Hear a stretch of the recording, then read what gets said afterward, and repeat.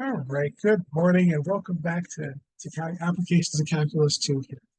So today we're going to talk about numerical integration, which is something that you're probably going to be doing a lot of. The reason why is that you don't need to always have a formula to do an integral, or sometimes you might not have a way to do an integral, but you still need to get the area under the curve for something. Uh, So this is a way to do that. Specifically today, we're going to be talking about the trapezoid rule.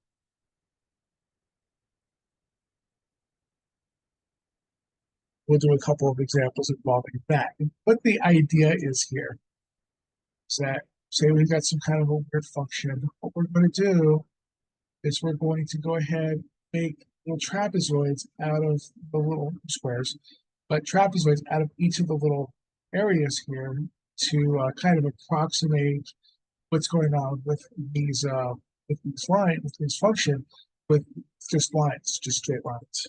Okay, so this is not a great approximation, but numerically it is a fairly easy approximation. And while we will do this in Desmos, we will do this with some other programs. If you ever end up working for a job in industry, why can't I just use Desmos? Like, well, because Desmos is free, but it's free to people who are students and not making money. So if you wanted to have a product that was going to like do this for somebody, you would have to write your own program, like in Python or something, in order to do this. So first step in doing that is, can you do this thing by hand? So this is not a programming class, so I don't want to make you guys do programming for writing this thing. So we're just going to do this by hand and just kind of go through it a couple of times with different pieces for it. So I'm going to go ahead and claim that each of these is a1, and I'm going to claim 2, a 3, 4. This first line here, we're going to call that y sub 0. We're going to call the last one y sub n. Everything in the middle, this will be y sub 1, y sub 2, y sub 3, and in this case, y sub 4, but y sub n.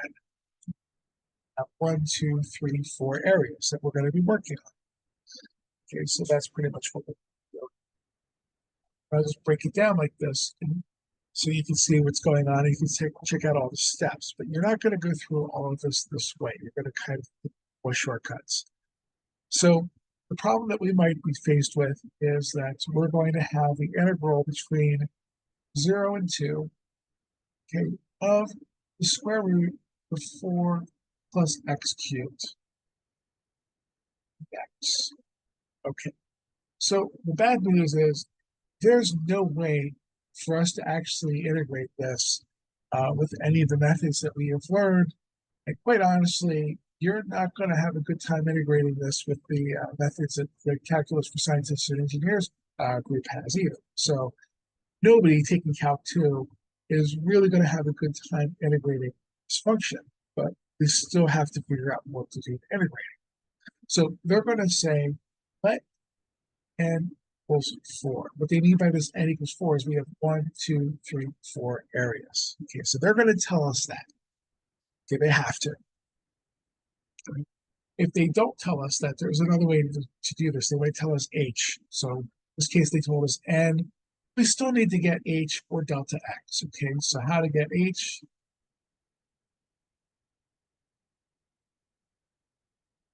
Okay, and what we're going to do is we're going to say this is b minus a divided by n, claim that this is equal to h.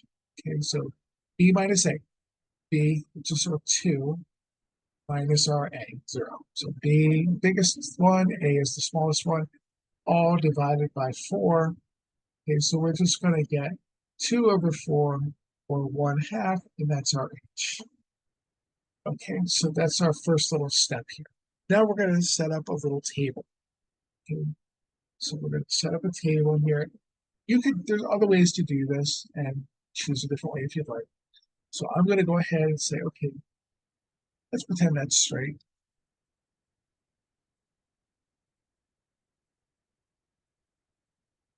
I said, we'll show you how to do this in Excel as well, just to make sure we're checking our work and we're getting the right answers here. But what we're going to do is we're just going to write down, what's my first x of 0 here? Where did this thing start? So even though I drew it a little bit off center, we started off at 0. And I'm just going to go through and deal with this first. So we're going to go from 0, and we're going to add a half to it. So we get 1/2. And we're going to add a half to that, and get 1. Add a half to 1/2 to 1, and we're going to get 1.5 or 3/2, 1.5, you can say that. And then adding another half, and we get 2. So to get these numbers, I started with my starting point, and I just added h for each time. Okay, that's how all these numbers came about. So what I'm going to do next is I'm going to write the y value for what's going on at that point. So the first thing I'm going to say, okay, what is, we're going to have the square root of 4 plus 0 cubed. That's not going to be too bad, because that's going to be 4. Square root of 4 is going to be 2. Okay, so we're just going to get. Then it starts to get a little difficult, because what I have to do now is I have to say 4 plus 1/2 cubed. Okay, and I've got my handy calculator to do this with. I used a calculator that was something that you're going to be allowed to have. So this is probably a model under what you would want to have, but there's a TI-30, TI-30XA, which is kind of a, you go to a back to school center, you could certainly get this for less than $10. So we're looking at that. You're going to have to take my word for it that we actually end up with 2.0310. In this case, I went out to 4 decimal places for my answer, where the answer I'm going to report is going to be 3 decimal places. And then we're going to have the square root 4 plus 1 cubed. So 1 cubed is just 1, so I just have the square root of 5, and I'm going to have to take my word for it at the square root of 5, and I ended up with 2.2361. 2.2361. Okay, so that was just square root of 5. Now we're going to get the square root of 4 plus 3/2, or 1.5, 1.5 cubes. We're going to add that together, and we're going to go ahead and get that. So for this one, I ended up with 2.7, 7157. 7157. And then finally, we get to the last one, which is going to be 2. So we have the square root of 4 plus 2 cubed. Okay, 2 cubed is going to be 8. So it's 12. We're getting the square root of 12 here. So we ended up with 3.4. Okay. We have 3.4641. Okay, now we can't just add these up because we're using something called the trapezoid rule. And the trapezoid rule is kind of special because we have half of the first value plus 1 of the second value, 1 of the third value, 1 of the fourth value, 1 of everything in between, but half of the last value. Okay, so that's what we're going to do is we're going to multiply this by 1/2, leave this by itself, 2.3020, and then 2.2361, 2.7157, and 3, well, not 3, but we're going to go ahead and divide that by 2. I have for my notes here, looks like I ended up with 1.732. 732, I think I rounded to a 1 here. Okay, so I think I just made a little column for my weights. Okay. So the first one is a half, the second one is 1, everything else is a 1, except for the last one. The first and last one are weighted as 1/2. Again, that comes from the derivation for the trapezoid rule. You would not be held responsible for that. You would not held responsible for memorizing trapezoid rule. If you're going to get a formula for it, there's going to be a formula written down in your test to do this. So if you're peeking at the formula to see if you can't get it, that's fine. You're exactly in the right place. You're definitely going to have a formula for what this is. We just add all of these guys up here. My answer, I ended up with 9.693. Okay, this was all of the areas that I added up. So this was area 1, 2, 3, area 4, area 5. So you know, area 0 to area 4 then. So if I say area 0, 1, 2. Okay, because we go all the way up to 2, 0 to 2. Okay, so we added up all of these areas. The last thing we're going to do is we're going to go ahead and multiply it by h. What was h again? It was 1/2. Right, so we have times 1/2, and I end up with 4.8, 4.8463. 463. So bear with me just so we can kind of see what our actual answer is. Okay. Yes, you're not allowed to use Zoom on a on a test. Okay, but we won't be at the testing point at this.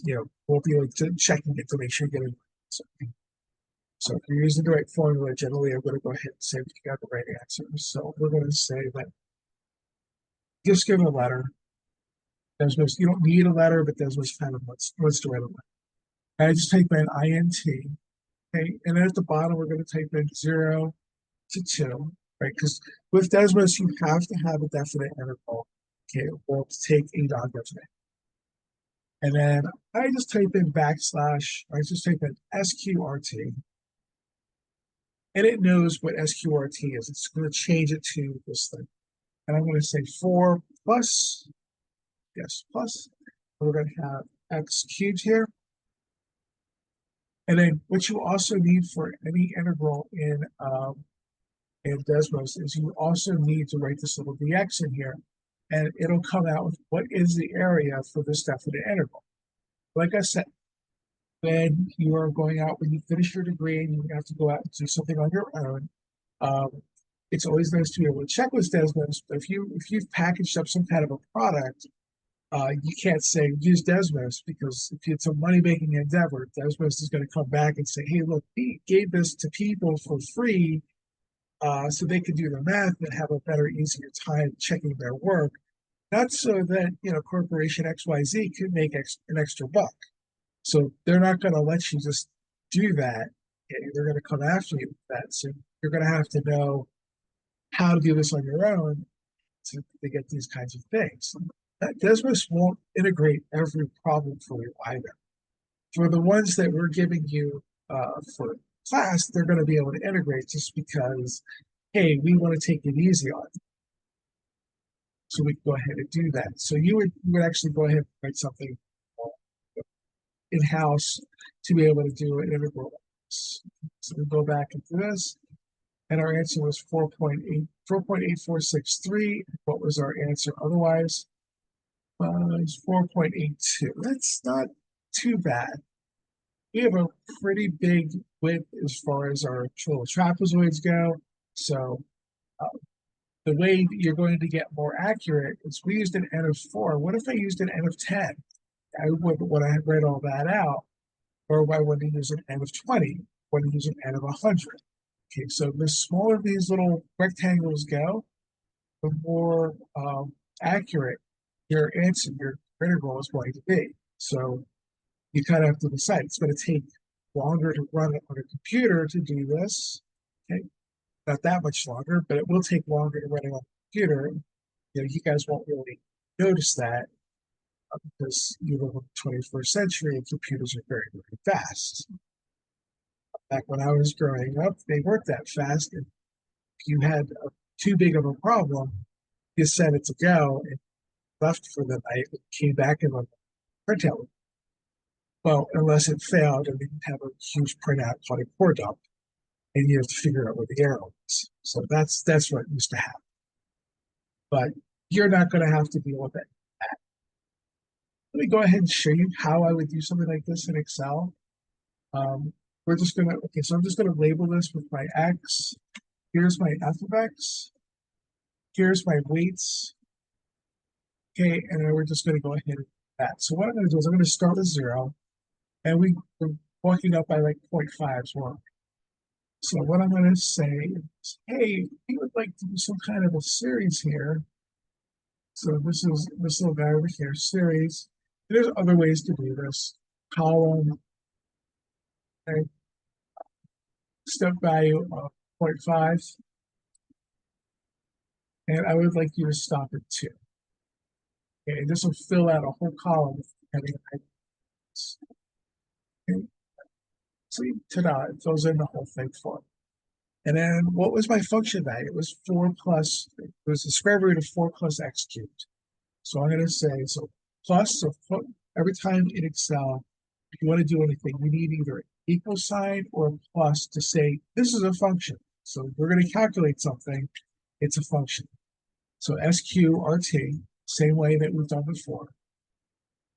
So parentheses, we have 4 plus, and I'm just going to say, scroll over to the other side, or put your mouse on it, and then we're going to say raised to caret, so shift 6 to the third power, and parentheses, and you'll see like, yeah, it shows you that the parentheses were actually put over here. And I'm going to go ahead and do that. So I'm going to say Control C, and then Shift, and I'm just using the down arrow. That will highlight all the pieces that I have there, and Control V. Okay. Favorite thing in the world is Control C for copy, Control V for paste. And then my weights, I said, okay, we have 0.5 times the first one. So we're going to say plus 0.5 times this piece. And then we're going to say plus 0.5 times that piece. And then all I'm going to do is just say plus this thing. So I can copy and paste it. So I'm just going to say copy C and then Control V. And those are all of the weighted values for my thing. So the last thing I want to do is I want to sum this up. So plus SUM for a sum. And then all I'm doing is just shift and then move my arrow up until I've got the whole thing highlighted. Say that. One thing that we missed is we have to take our weight, we have to take our H, and we have to say plus 0.5 times that value, 4.85, which is a slightly better version of the one that we have because they use more decimal places. Okay, so when you get to your test to do this, you're going to have to do it with paper and a pencil. I definitely urge you, please try this with a piece of paper and pencil before you just go off and say, oh, I think I got it. I watched you do it. Well, I have a friend we used to do gymnastics together. They're terrible gymnast, but she was pretty good. So she would go on a balance beam and she would do a cartwheel. So that's easy. Not to me, it is.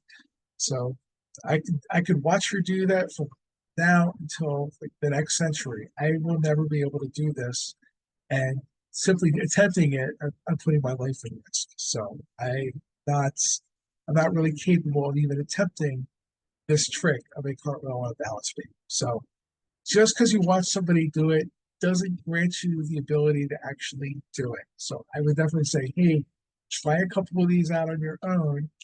Definitely turn to Excel and see how close you get with your answer versus what they got for their answer.